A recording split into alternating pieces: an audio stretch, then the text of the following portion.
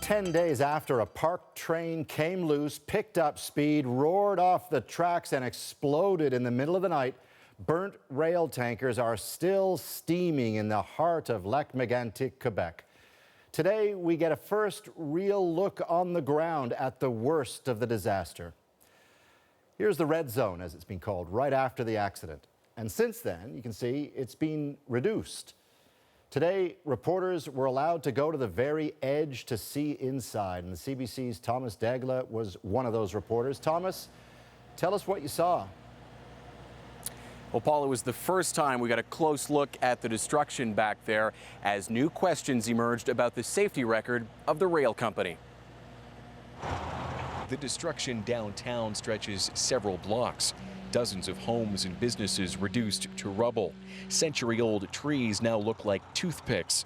Nothing but debris where once stood an apartment building, a bar, and the town library. All just a stone's throw from the railway tracks, where at least a dozen tanker cars are left piled up like building blocks, as the oil still shines atop the lake nearby. Montreal, Maine, and Atlantic rail cars are still in full view, but the train's engineer has been out of sight. Today, we heard from Tom Harding for the first time through his lawyer. He's still living through the shock of the accident and the result of the accident. WALSH says the engineer spent hours meeting with police and is only considered a witness. It's unclear whether Harding will face any charges. Honest to God, he doesn't have any idea, and I don't have any idea either. One former MMA engineer says the company's policies may compromise safety. The man spoke to the CBC but didn't want to be identified for fear of retribution since he still works in the rail industry. He said MMA only employs one worker per train. I basically just knew it was an accident waiting to happen. Well, you have one man by himself on these trains all hours of the day and the night. Whether company policies are to blame or not, the downtown will look like this for some time as crews pick up the pieces and authorities investigate what went wrong.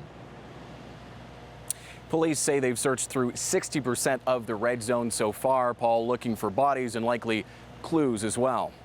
So you got down to the edge of the red zone, Thomas. From everything you saw, like, what struck you the most?